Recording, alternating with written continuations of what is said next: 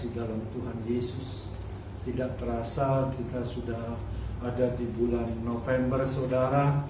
Kita percaya bahwa sesuatu yang baik pasti Tuhan tetap berikan. Saudara yang dikasih Tuhan Yesus, saat ini kita tetap beribadah secara online, tapi biar damai sejahtera sukacita dari Tuhan tetap sama, saudara, dan berkat-berkatnya juga tetap sama. Sebelum firman Tuhan disampaikan, saudara yang dikasih Tuhan Yesus, mari saya undang kita sama-sama berdoa. Bapa di dalam surga, terima kasih Tuhan Yesus. Tuhan, Kau sungguh baik. Kau tetap izinkan kami untuk kami boleh beribadah walaupun kami beribadah secara online, Tuhan. Tuhan, kami minta berkat yang sama, sukacita yang sama, damai sejahtera yang sama Kau berikan buat kami semua, baik yang ada di tempat ini maupun saudara-saudara kami yang ada di rumah-rumah, Tuhan. Berkati kami semua, Tuhan. Kami percaya ketika firman ditaburkan, firman ini menjadi benih yang jatuh di tanah yang subur dan berbuah 160 sampai 30 kali lipat, Tuhan Yesus. Tuhan berkati, kami percaya semuanya ini untuk hormat kemuliaan bagi nama-Mu. Tuhan, ajarkan kami untuk kami boleh mengerti tentang hikmat dan pengetahuan Tuhan dalam kehidupan kami, sehingga hidup kami semakin hari semakin bijak, terlebih semakin bijaksana. Terima kasih Tuhan, dalam nama Tuhan Yesus Kristus kami sudah berdoa. Mari semua yang percaya diberkati Tuhan sama-sama katakan amin. Ya saudara yang dikasih Tuhan Yesus, kita percaya saudara bahwa Alkitab merupakan jawaban setiap zaman dan situasi apapun di dunia ini, saudara yang dikasih Tuhan Yesus. Dan Alkitab menjadi pedoman dan pegangan bagi setiap orang percaya, saudara yang dikasih Tuhan Yesus. Saudara yang dikasih Tuhan Yesus, kita sebagai orang-orang percaya harus mengerti bahwa kekayaan yang menyelamatkan bukan harta, deposito emas atau berlian dan lain sebagainya, saudara. Ialah hikmat, pengetahuan, takut akan Tuhan, itulah harta benda Sion, saudara. Yesaya pasal 33 ayat yang ke-6, saudara.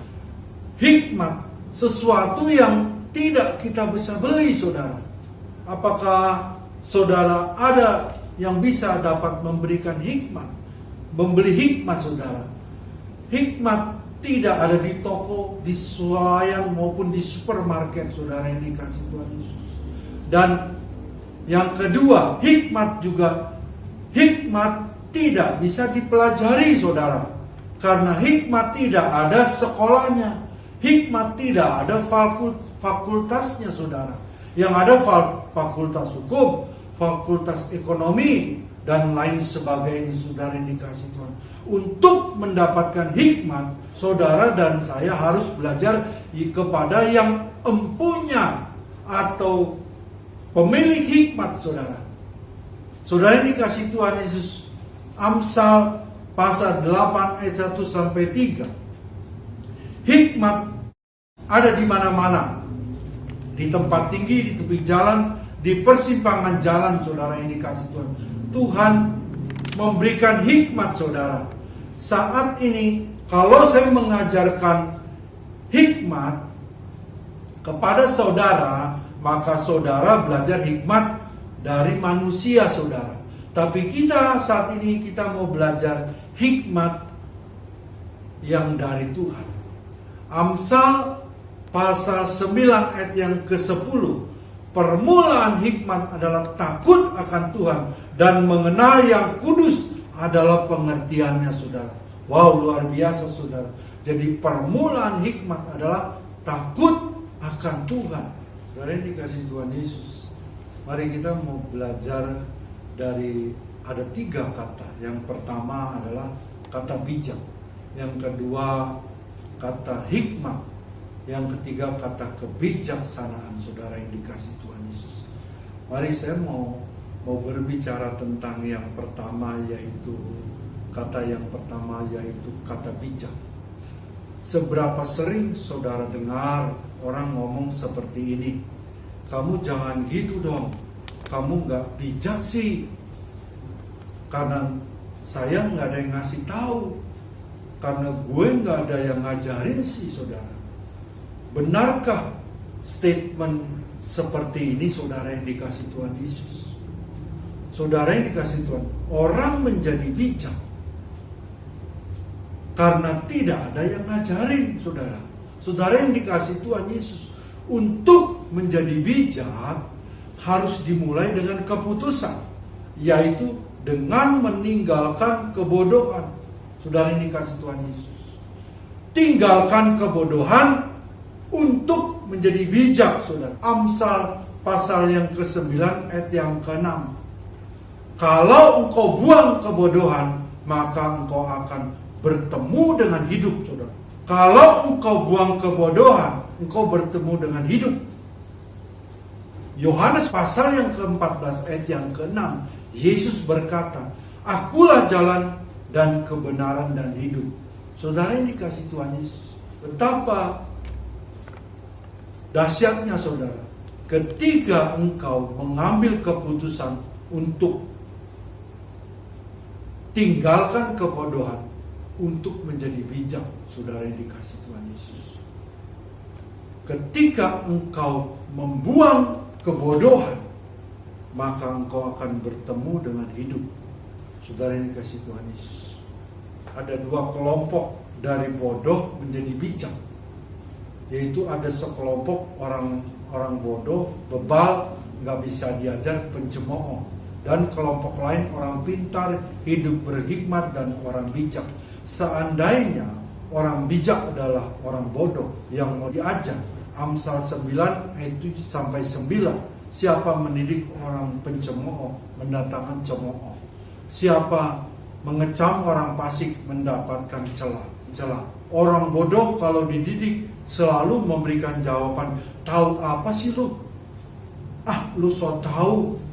Membuang kebodohan, saudara yang dikasih, adalah berubah pola pikirnya saudara.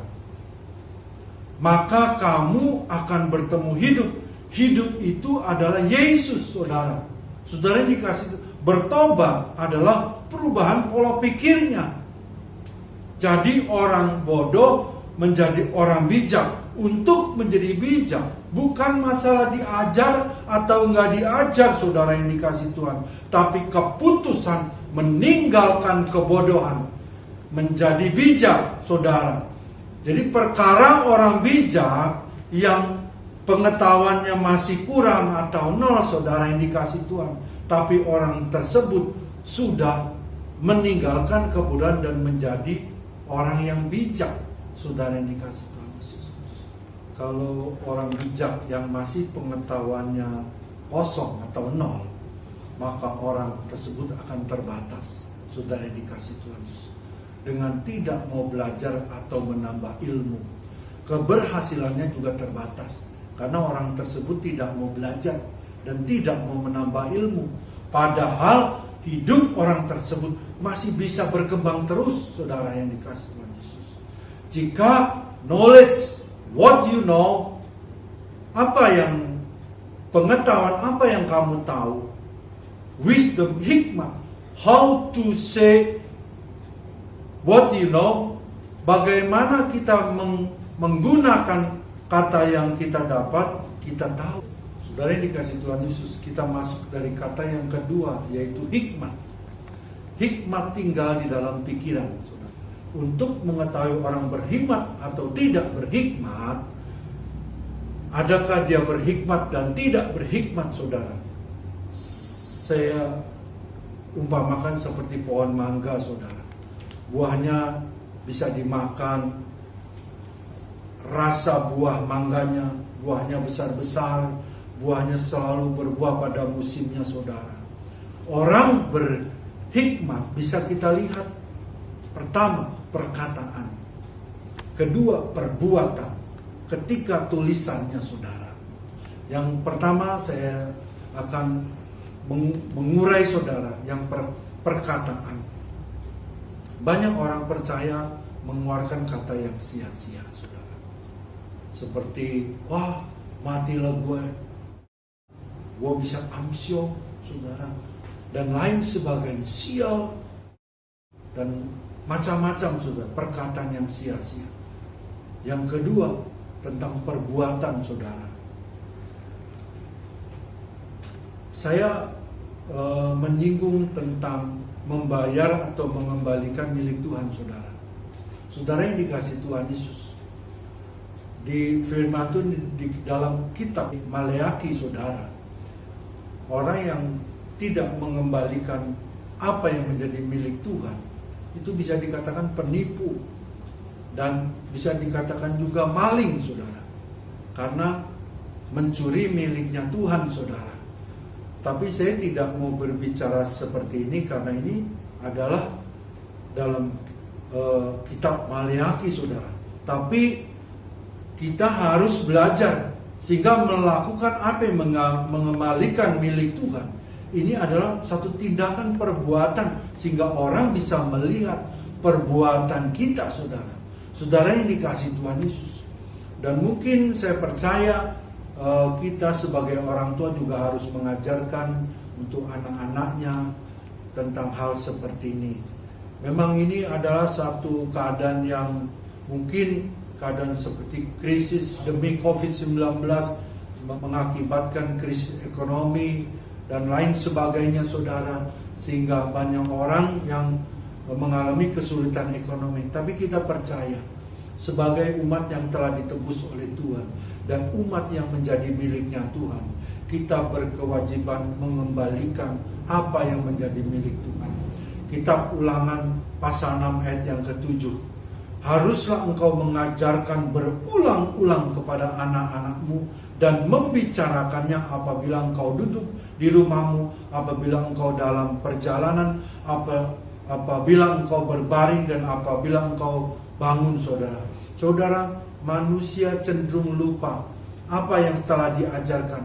Dan firman Tuhan dikatakan kita harus diajar berulang-ulang sehingga kita boleh mengerti dan pelajaran boleh tertanam dalam pikiran kita, karena hikmat tinggal dalam pikiran, saudara. Puji Tuhan, saudara yang dikasih Tuhan Yesus, kita masuk dari kata yang ketiga, yaitu bijaksana. Saudara yang dikasih Tuhan Yesus, kita belajar dari kata bijaksana adalah orang yang mampu melihat sesuatu, menimbang keadaan, meresponi dengan baik dan benar.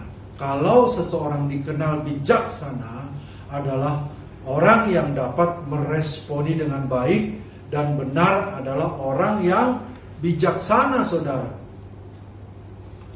Orang yang diam saja, orang yang bodoh pun kelihatan bijak, saudara yang dikasih Tuhan.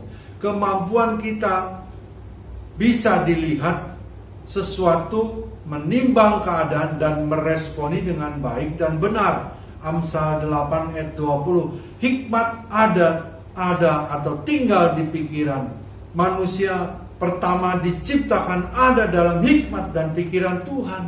Jadi kalau pikiranmu bagus, pikiran saudara bagus, maka bagus juga tindakan saudara.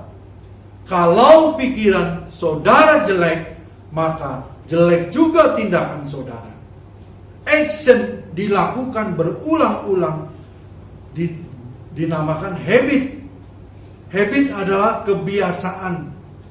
Jadi habit bisa diartikan, ini satu kali aja nggak apa-apa. Angka 1 dimulai, saudara. Angka 10, angka 100, angka 1000, angka 1 juta dimulai dari angka 1. Saudara yang dikasih Tuhan Yesus, banyak kadang orang berbicara tentang mujizat. Mujizat, wow, luar biasa. Mereka mengalami mujizat. Tapi saudara, arti sesungguhnya mujizat, sesungguhnya kita sedang menutupi kebodohan. Amsal pasal yang ke-19 ayat yang kedua. Tanpa pengetahuan kerajinan pun tidak baik. Saudara yang dikasihi Tuhan Yesus, jadi khotbah yang saya sampaikan adalah wisdom and knowledge for life, saudara. Jadi hikmat dan pengetahuan dalam kehidupan saudara yang dikasih Tuhan Yesus. Rajin, kerja keras, tapi nggak ada ilmunya. Alkitab berkata tidak baik, saudara yang dikasih. Orang yang tergesa, tidak ada pertimbangan di otaknya, tidak banyak ilmu, saudara. Saudara yang dikasih Tuhan Yesus. Ingat, orang yang banyak ilmunya, tindakannya banyak dengan pertimbangan-pertimbangan. Saudara yang dikasih Tuhan Yesus, puji Tuhan saudara, saya sudah menyampaikan ada 3 kata. Yang pertama tentang bijak, yang kedua tentang hikmat, yang ketiga tentang kebijaksanaan, saudara yang dikasih Tuhan Yesus. Jadi hikmat tadi saya sudah katakan, bisa dilihat orang berhikmat atau tidak dari perkataan. Yang kedua dari perbuatan. Yang ketiga dari tulisan. Saudara, mungkin saudara bisa lihat di Facebook, di Twitter dan lain sebagainya, orang tuh menulis apa tulisannya membangun atau tulisannya hanya cuma mengeluh dan sebagainya. Itu menunjukkan orang tersebut berhikmat atau tidak, saudara. Saudara yang dikasih Tuhan Yesus, mari saudara, kita sudah mempelajari ada 3 kata, saudara. Untuk itu saya undang untuk bangkit berdiri. Kita akan masuk dalam perjamuan kudus. Sebelum kita masuk, kita mari sama-sama berdoa untuk firman Tuhan yang telah disampaikan. Bapa di dalam surga, terima kasih Tuhan Yesus bahwa firman-Mu telah disampaikan. Biarlah kami boleh belajar tentang wisdom and knowledge, saudara, dalam kehidupan kami, sehingga kami boleh meninggalkan kebodohan dan kami menjadi bijak. Dan kami boleh belajar dengan tidak segan dan tidak malas, maupun untuk menambah ilmu kami, sehingga keberhasilan kami boleh terus Kau berikan, karena kami meninggalkan kebodohan dan kami beroleh bijak. Dan bijak itu adalah hidup, saudara, bertemu dengan hidup, saudara. Hidup adalah Engkau sendiri. Yohanes 14 ayat yang ke-6, Akulah jalan dan kebenaran dan hidup. Engkaulah Tuhan Yesus yang memberikan hidup, saudara. Terima kasih Tuhan Yesus. Tuhan, sebentar kami akan masuk dalam perjamuan kudus. Layakkan kami Tuhan Yesus, sehingga kami boleh masuk dalam perjamuan kudus yang Kau layakkan dan sucikan. Terima kasih dalam nama Tuhan Yesus Kristus. Haleluya. Amin. Puji Tuhan, saudara yang dikasih Tuhan Yesus. Sekarang kita mau masuk dalam perjamuan kudus, yaitu perjamuan Tuhan Yesus sendiri, saudara. Saudara yang dikasih Tuhan Yesus, saya percaya saudara sudah menyiapkan roti dan anggur, saudara, untuk kita masuk dalam perjamuan kudus. Tapi sebelum masuk dalam perjamuan kudus, saya ingatkan kembali, mari saudara kita introspeksi diri. Apakah kita selama 1 bulan ini, saudara, kita ada mengecewakan Tuhan, mungkin dari tindakan kita, perkataan kita, saudara, mungkin baik yang disengaja maupun yang tidak kita sengaja. Mari saudara yang dikasih Tuhan Yesus, sebelum kita masuk, kita bereskan terlebih dahulu. Kita minta ampun kepada Tuhan, bahwa apa yang tindakan kita, perbuatan kita yang melukai hati Tuhan, kita minta ampun dan kita minta Tuhan mengampuni, sehingga pada waktu kita masuk dalam perjamuan kudus, kita dilayakkan dan disucikan oleh Tuhan. Saudara yang dikasih Tuhan, mari saudara sedang bangkit berdiri. Ya saudara, mari kita koreksi, kita minta diingat oleh Roh Kudus, supaya apa yang mungkin kita udah lupa, udah lama, mungkin hari ini Roh Kudus ingatkan, mari bereskan terlebih dahulu, saudara, sehingga kita boleh dilayakkan dan disucikan untuk masuk dalam perjamuan kudus. Saudara yang dikasih Tuhan Yesus, demikian firman Tuhan. Setiap kali kamu makan roti ini dan minum cawan ini, kamu memberitakan kematian Tuhan sampai Ia datang. Jadi barang siapa dengan cara yang tidak layak makan roti dan minum cawan, ia berdosa terhadap tubuh dan darah Tuhan. Karena itu hendaklah tiap-tiap orang menguji diri baru sudah itu yang makan roti dan minum dari cawan itu, saudara. Mari saudara kita angkat roti tinggi-tinggi, saudara yang dikasih Tuhan Yesus. Demikian firman Tuhan, sebab apa yang telah kuteruskan kepadamu telah aku terima dari Tuhan, yaitu bahwa Tuhan Yesus pada malam waktu Dia serahkan mengambil roti. Mari kita angkat roti tinggi-tinggi, saudara yang dikasih Tuhan Yesus. Dan sesudah itu Ia mengucap syukur atasnya, Ia memecah-mecahkannya dan berkata, inilah tubuhku yang diserahkan bagi kamu, perbuat ini menjadi peringatan akan aku. Bukankah roti yang kita pecah-pecahkan ini adalah persekutuan dengan tubuh Kristus? Amin. Mari kita memakannya di dalam nama Tuhan Yesus Kristus.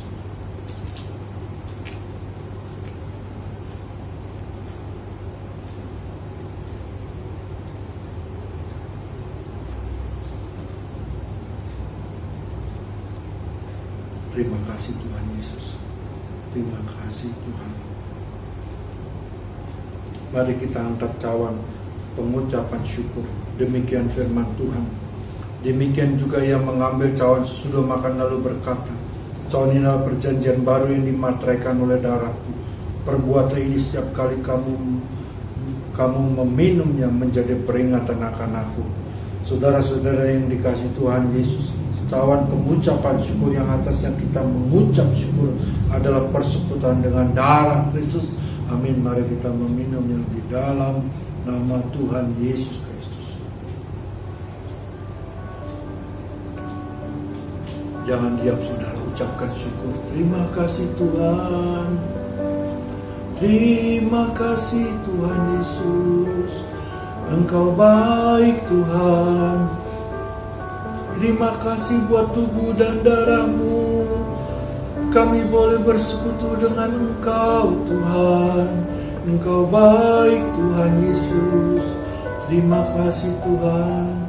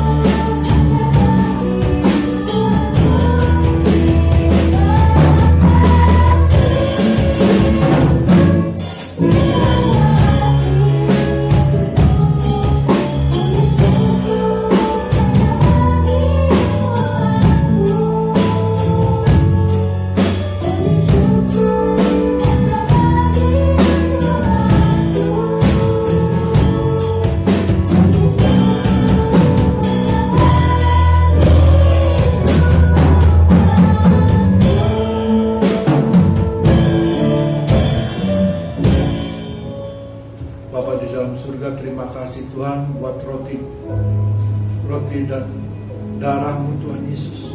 Kami boleh bersekutu dengan Engkau Tuhan. Tuhan, saat ini yang mempercayai yang sakit sudah Engkau sembuhkan, yang tidak memiliki harapan Engkau berikan pengharapan yang baru. Tuhan, yang berbeban berat Engkau berikan kelegaan Tuhan. Terima kasih Tuhan Yesus. Kau baik, Kau sungguh baik, Kau teramat baik buat kami Tuhan.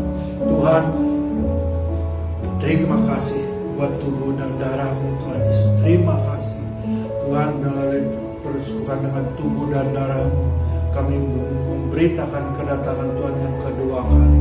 Terima kasih dalam nama Tuhan Yesus Kristus. Semua yang percaya diberkati Tuhan, mari sama-sama katakan amin.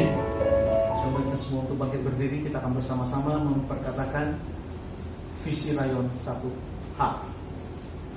Menjadi keluarga kerajaan Allah yang memenangkan jiwa-jiwa dan berdampak bagi dunia dengan nilai ikrar, integritas, keintiman, rendah hati, antusias, inovatif, rela berkorban. Tuhan Yesus memberkati. Sampai kita semua untuk bersama-sama membaca Mazmur 91. Dalam lindungan Allah. Orang yang duduk dalam lindungan yang maha tinggi dan bermalam dalam naungan yang maha kuasa akan berkata kepada Tuhan, tempat perlindunganku dan kubu pertahananku, Allahku yang kupercayai, sungguh Dialah yang akan melepaskan engkau dari jerat penangkap burung, dari penyakit sampar yang busuk. Dengan kepaknya ia akan menudungi engkau, di bawah sayapnya engkau akan berlindung. Kesetiaannya ialah perisai dan pagar tembok. Engkau tak usah takut terhadap kedahsyatan malam, terhadap panah yang terbang di waktu siang, terhadap penyakit sampar yang berjalan di dalam gelap, terhadap penyakit menular yang mengamuk di waktu petang.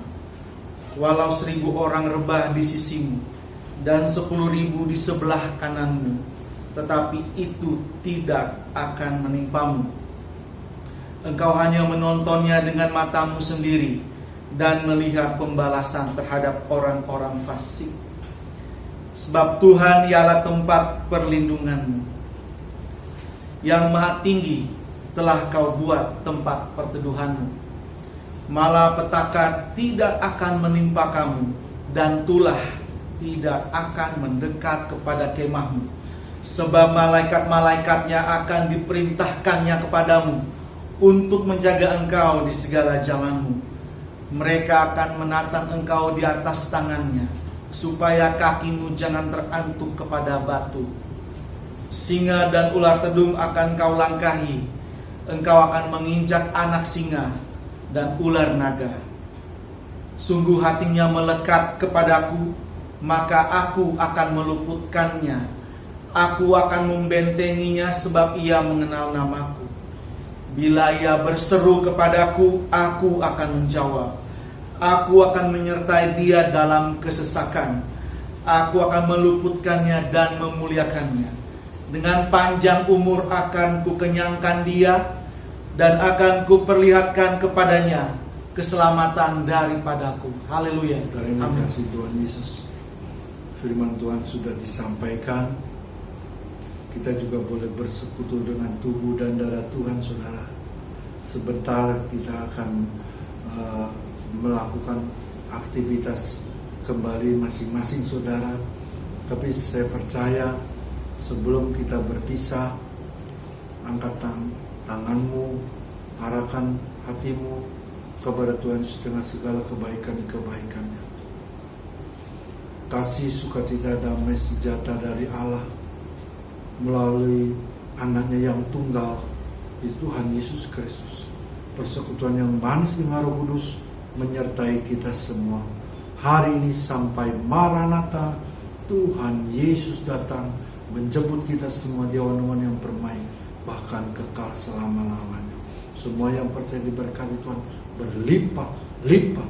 Mari sama-sama katakan amin. Tuhan Yesus memberkati berlimpah-limpah.